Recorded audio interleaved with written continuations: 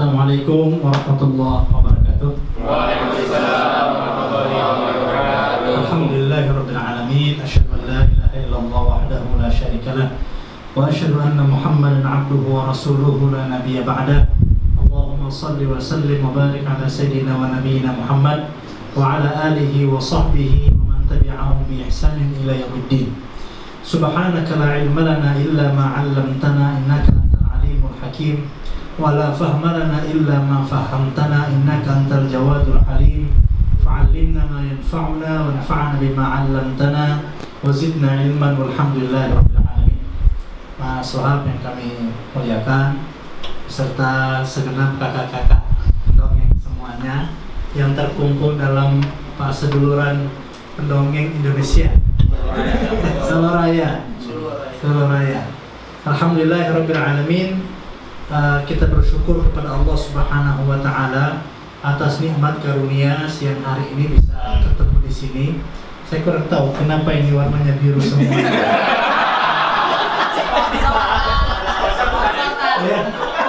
Ini dari kursi.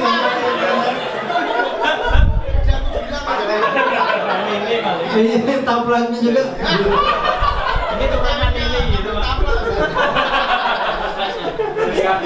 Artinya kalau Mas Wahab ngasih tahu saya menyesuaikan. Ini teleskop biru gitu. Iya. Alhamdulillah itu ya. Biru itu menunjukkan kedalaman gitu ya. Menunjukkan cita-cita yang tinggi. Dan seterusnya. Sampai tenggelam. Alhamdulillah. Di antara buku yang yang sangat mempengaruhi saya itu waktu kecil dan teringat sampai sekarang itu judulnya Langit Biru Laut Pun Biru. Baju pun biru. Baju pun biru. Taplaknya juga biru. Ya alhamdulillah bisa dikumpulkan oleh warna biru. Bukan Demokrat tapi ya. Tinggal ganti warna, ganti logo ya. Jadi kasih baju lagi. Ya alhamdulillah. Jadi kita bersyukur kepada Allah Subhanahu wa taala. Apapun yang kita pakai, apapun yang kita kenakan itu harapannya menjadi bagian dari dakwah itu. Apapun yang kita gunakan, apapun potensi yang kita miliki itu menjadi bagian dari dakwah. Karena hanya itu yang membuat hidup kita berarti. Hanya ketika kita meniatkan apa yang kita miliki ini untuk berdakwah, itu yang membuat hidup kita menjadi berarti. Kalau cuma sekedar mau makan, mau minum, mau dapat uang, mungkin dari yang lain dapat. Tetapi arti tentang kebermaknaan, tentang kebahagiaan, itu hanya bisa kita dapatkan dari visi misi dan mengapa kita ada di sini. Itu kemarin Ahad pagi itu ya. Sabtu pagi itu saya baru sampai dari Malaysia. Ada acara di sana di Nasrul Quran. Nasrul Quran itu salah satu penerbit terbesar di dunia, kedua setelah Arab Saudi. Kemudian dari Nasrul Quran kita juga ke percetakan Al-Quran, namanya Karangkraf. Dua-duanya itu di Shah Alam, kalau di Selangor, Malaysia. Itu mengadakan MOU dengan Formakin terkait dengan penyebaran dakwah Al-Quran. Dari sini ke Jakarta itu sekitar 8 jam. Habis itu naik pesawatnya itu sekitar 2 jam. Jadi perjalanannya itu 10 jam. Baliknya juga begitu, 10 jam. Bolak-balik itu 20 jam. Capeknya itu luar biasa. Tapi karena kita kesana itu untuk tujuan dakwah gitu ya, maka akhirnya semua lelah, semua capek pun hilang. Kalau melihat kita ini kesana itu mau ngapain. Maka strong why atau pertanyaan mengapa kita melakukan semua ini akan membuat setiap apa yang kita lakukan menjadi berharga. Karena sedetik pun ketika kita berada di jalan Allah, berada di jalan dakwah, itu berarti kita fisabilillah. Meninggal di sini, insya Allah syahid gitu ya. Amin. Beda lagi kalau sudah pulang ke rumah, itu cerita lain lagi. Artinya semakin lama di luar semakin manfaat gitu. Tapi kadang-kadang kita perlu menyesuaikan. Nah, rekan-rekan sekalian yang dimuliakan Allah, apa yang membuat kita menjadi berarti dalam proses dakwah kepada Allah Subhanahu wa Ta'ala ini? Dr. Abdullah Nasih Ulwan dalam buku Silsilatu Madrasatid Du'a atau serial madrasah sekolah para dai itu menyebutkan paling tidak ada 5 hal yang membuat kita memberikan pengaruh dalam lingkungan kita. Entah itu pengaruhnya dalam pendidikan, entah itu pengaruhnya dalam bisnis, dalam ekonomi, dalam TPQ atau apapun. Itu cuma sekedar ini saja itu ya, pembagian tugas. Tetapi intinya bagaimana kita bisa mendapatkan pengaruh di wilayah dakwah kita masing-masing, di wilayah kerja kita masing-masing. Nah, ternyata pengaruh itu bukan dari banyaknya followers di Instagram gitu ya. Apa terus jadi standar semakin banyak followersnya semakin berpengaruh? Ternyata tidak juga. Bukan dilihat dari banyaknya pengikut di YouTube gitu ya, atau yang suka, likers di Facebook dan seterusnya. Pengaruh itu bisa kita dapatkan melalui 2 hal, kata Dr. Abdullah Nasih Ulwan, yaitu al-mahabbatul khalisah dan as-siqatul mutabadilah.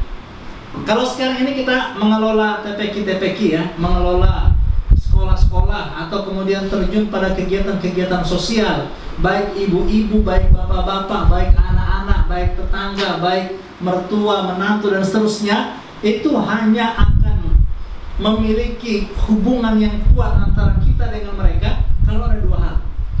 Al-mahabbatul khalisah, cinta yang murni, dan as-siqatul mutabadilah, dan rasa percaya. Artinya anak-anak ini bisa kita pengaruhi pikiran mereka, cara pandang mereka, hidup mereka, kalau mereka punya rasa cinta kepada kita dan rasa percaya. Dan luar biasa, rekan-rekan semuanya, Bapak Ibu, tuan dan puan, pakcik dan makcik, di Malaysia begitu.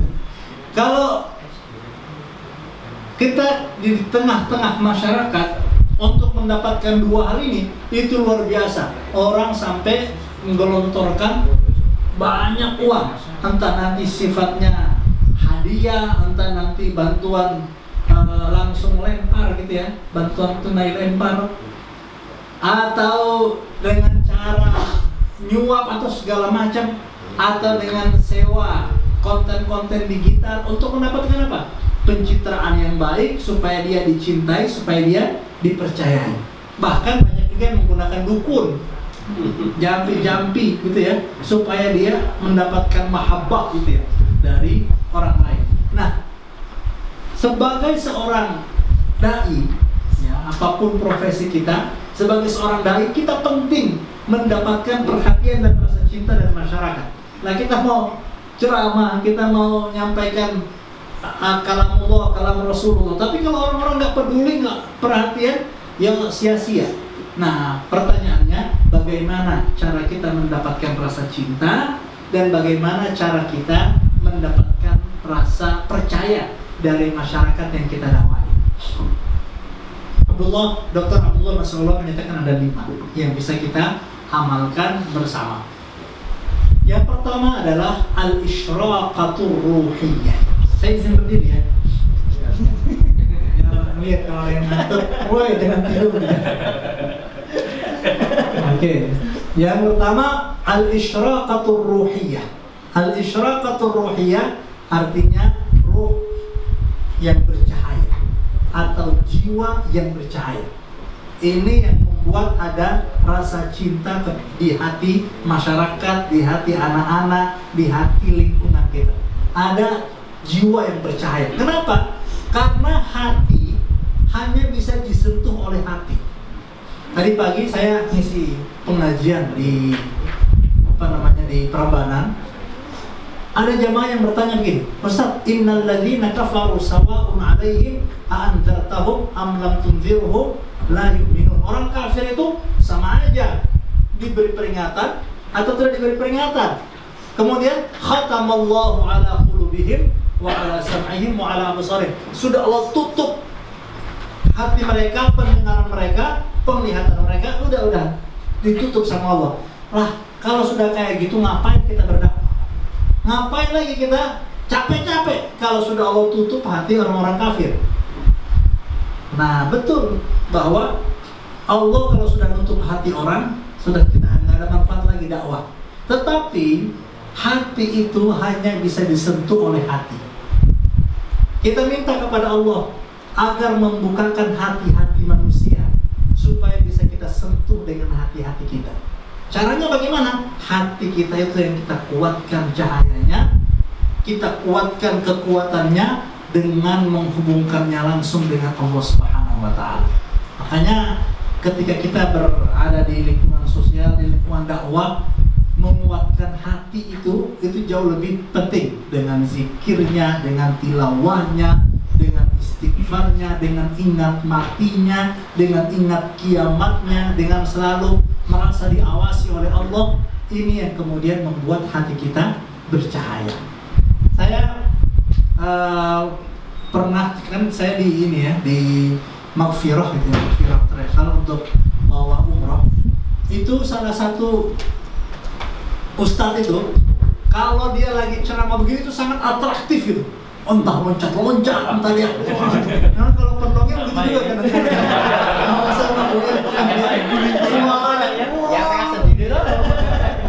Suaranya kadang-kadang dibuat kayak harimau gitu ya, kayak beruang. Nah, itu bagus juga untuk menarik perhatian. Tapi jauh lebih penting daripada itu, bagaimana hati kita sambungkan dulu kepada hadirin yang ada pada saat itu. Ustadz Ahmad Hatta itu cerita bahwa di Madinah beliau ada guru yang favorit, namanya Syekh Mukhtar Asy-Shinqiti. Syekh Mukhtar Asy-Shinqiti ini kalau dilihat dari retorika modern itu nggak masuk gitu, nggak masuk. Beliau itu kalau ngomong itu nunduk ke bawah, terus suaranya kecil dan nggak melihat hadirin. Bismillahirrahmanirrahim.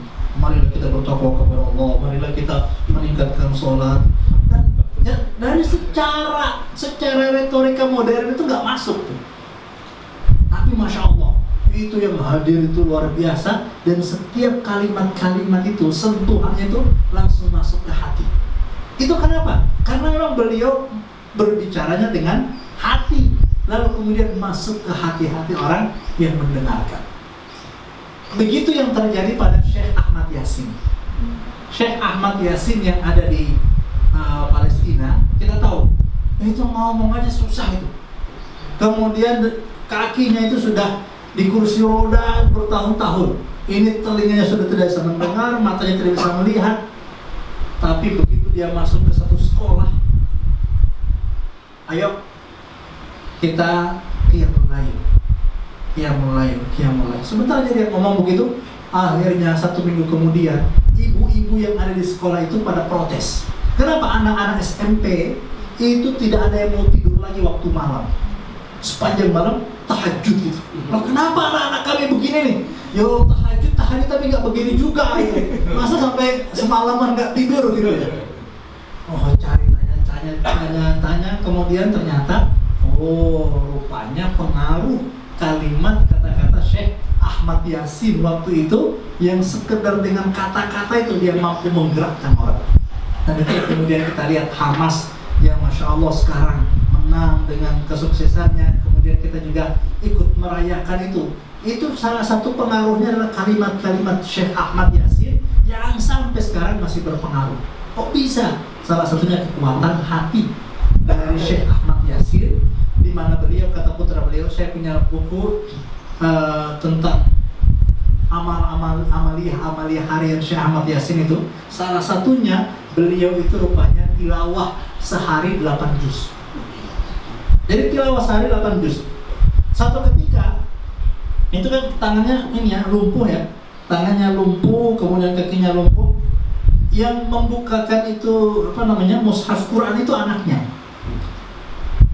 Dia sudah hafal, tapi dia pengen lihat mushaf.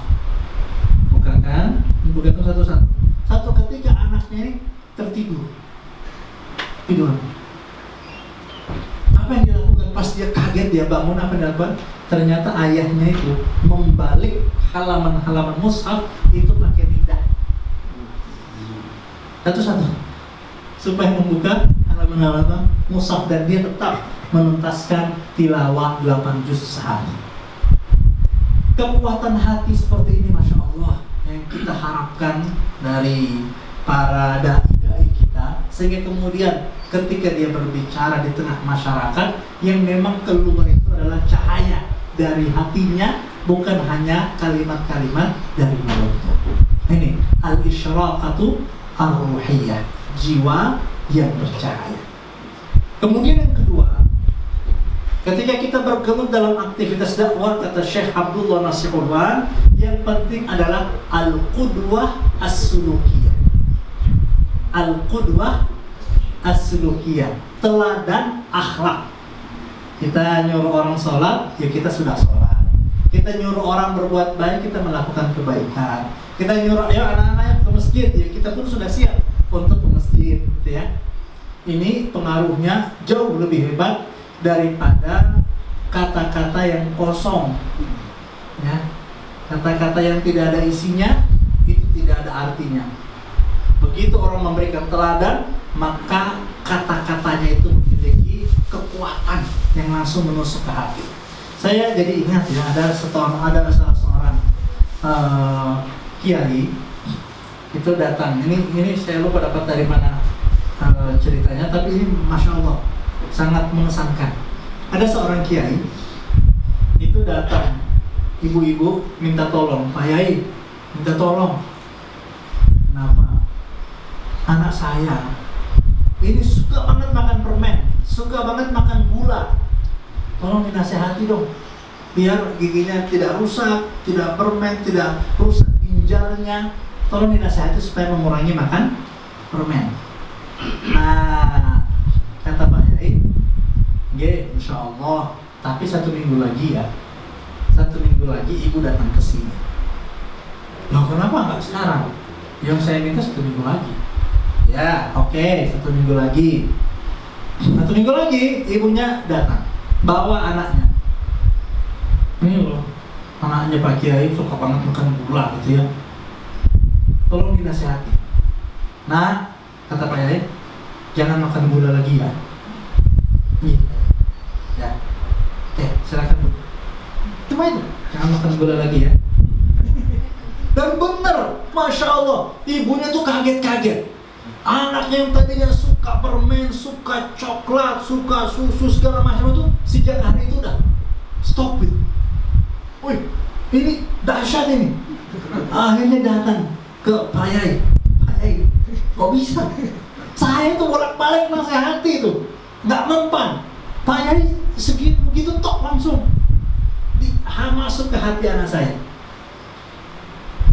Yo, alhamdulillah Pak Yai. Tapi kenapa harus? Alhamdulillah pekan ini dia sudah tidak makan gula lagi. Tapi kan kalau tidak makan gula itu sejak pekan lalu kan jauh lebih bagus. Kenapa harus nunggu 1 minggu? Kata Pak Yai, tahu saya ngapain selama 1 minggu kemarin? Selama minggu kemarin saya tidak makan gula sama sekali. Saya udah gak minum teh tanpa gula. Saya udah gak makan coklat, apapun gula saya hindari. Untuk apa? Untuk hari ini, untuk ngasih nasihat kepada anak ibu. Dan ternyata terbukti nasihat yang keluar diawali dengan amalan pribadi itu jauh lebih berkesan. Itu sama seperti dua orang disuruh menceritakan tentang rasa dikejar anjing. Yang satu melihat orang dikejar anjing, yang satu dia dikejar anjing dia sendiri yang dikejar anjing gitu. Kira-kira siapa yang lebih menjiwai?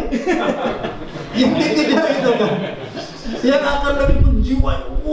Rasanya tuh sampai dia bisa, itu Itu orang yang dikejar anjing. Artinya apa? Ketika kita nyuruh orang untuk sholat, nyuruh orang untuk puasa, kita insya Allah akan lebih menjiwai perintah-perintah sholat dan puasa itu ketika kita sebelumnya sudah mengamalkan.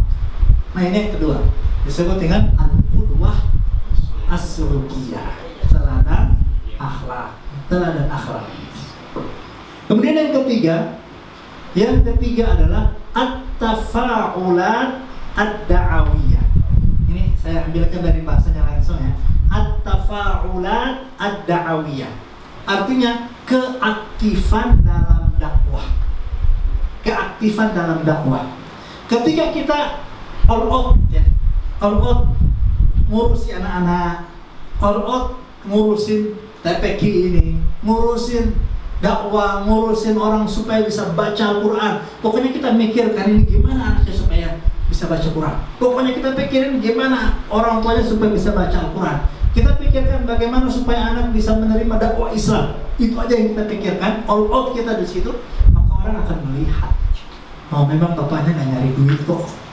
Pada akhirnya, walaupun kita ada SPP, walaupun nanti ada biaya, walaupun nanti ada pendaftaran, ada HTM atau ada apapun, orang tidak was-was, nyari duit, jualan buku, mau ngambil duit lagi, nyari untung lagi.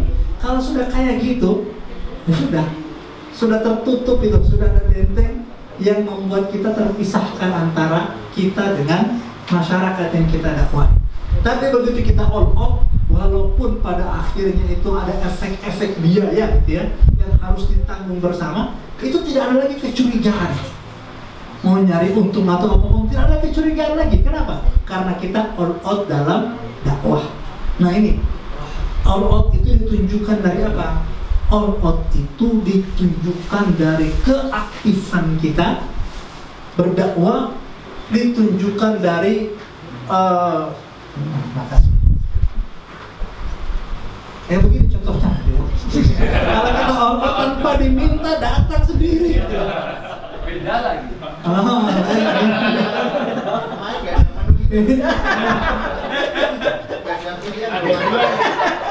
Iya, nggak mikir. Kalau kita asal niatnya ikhlas, dapat dua lagi.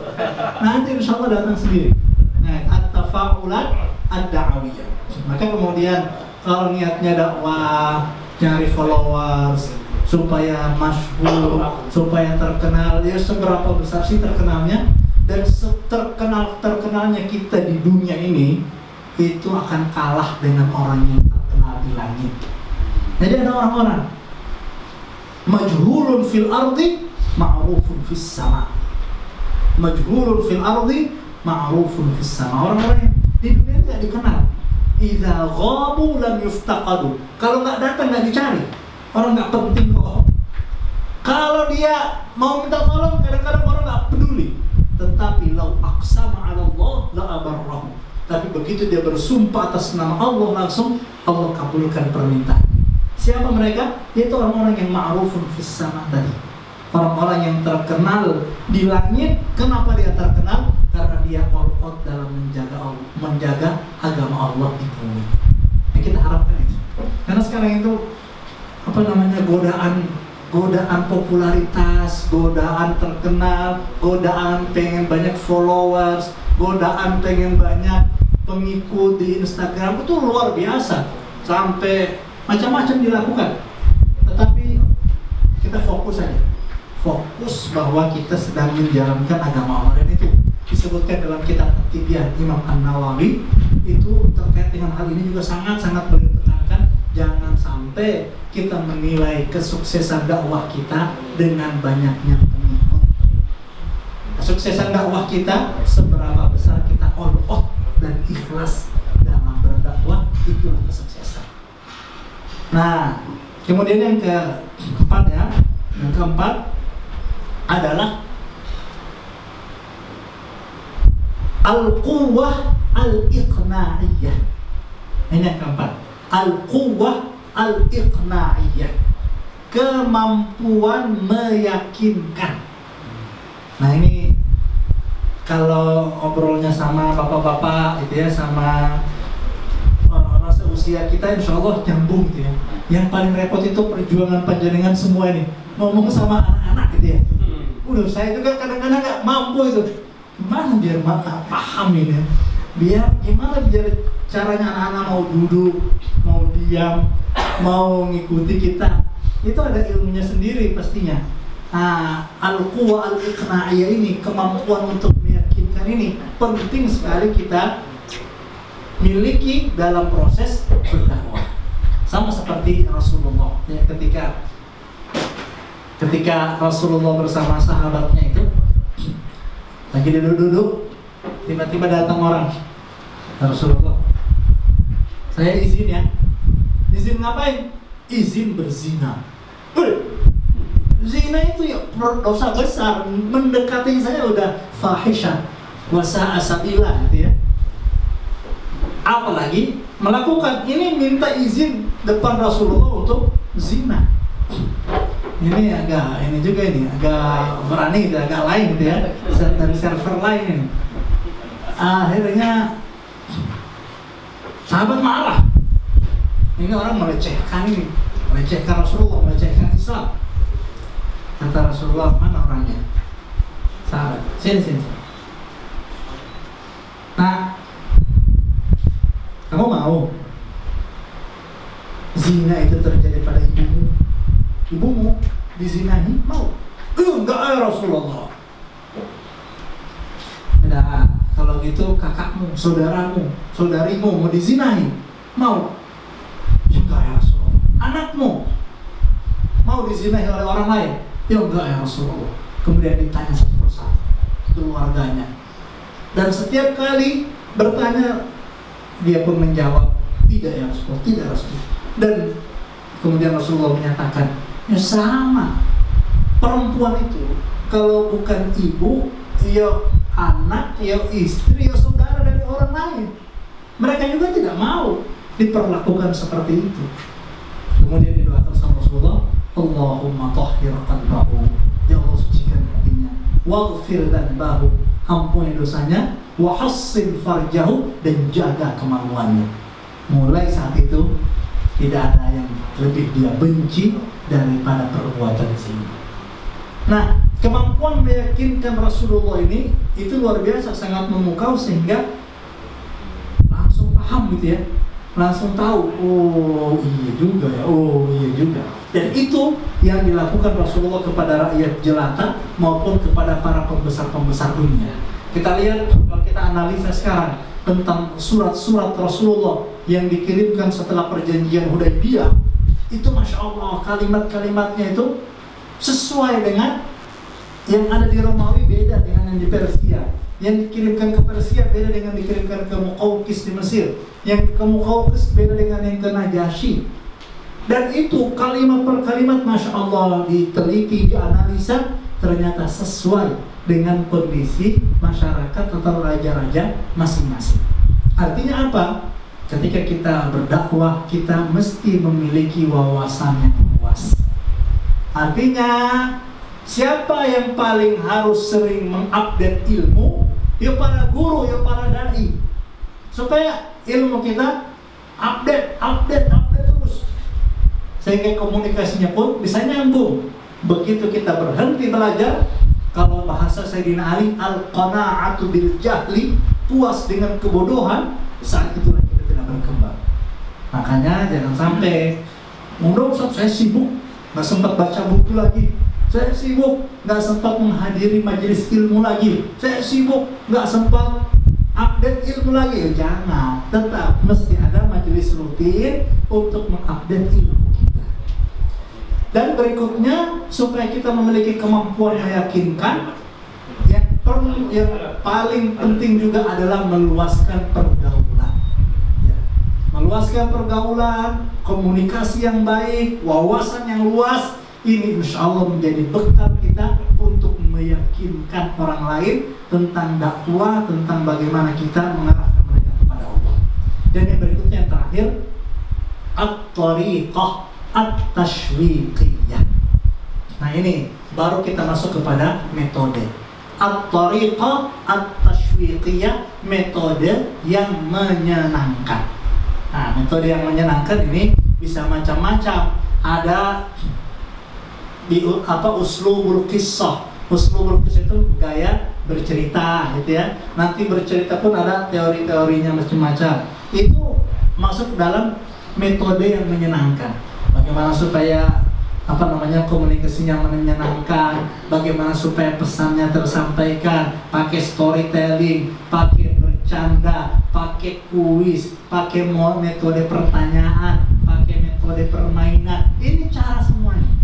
Kadangkala kita itu fokus kepada caranya, fokus bagaimana caranya, tapi lupa kepada konten isinya.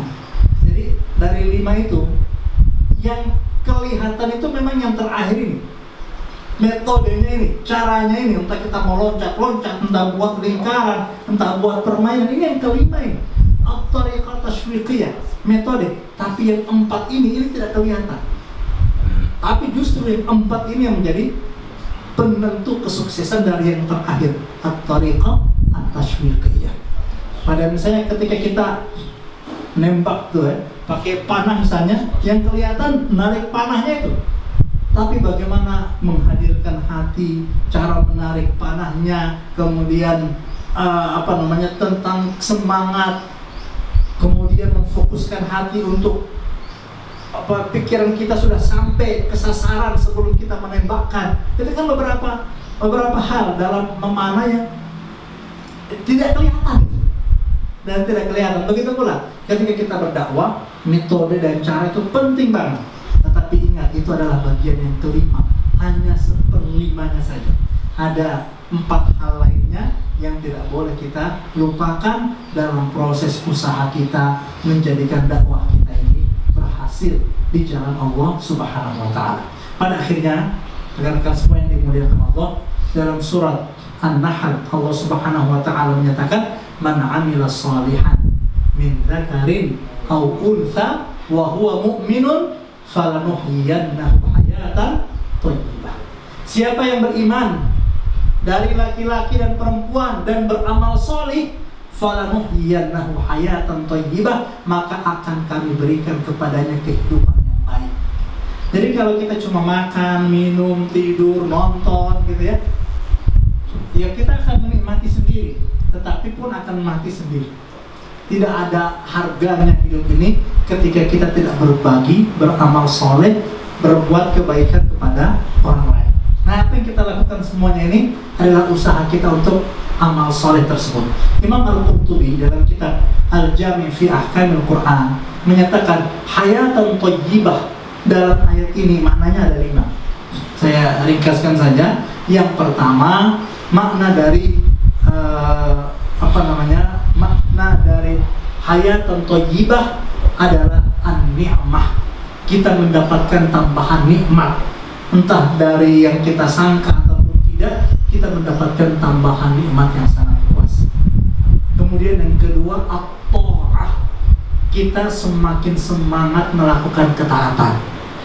Itu hayatan thayyibah yang dijanjikan oleh Allah.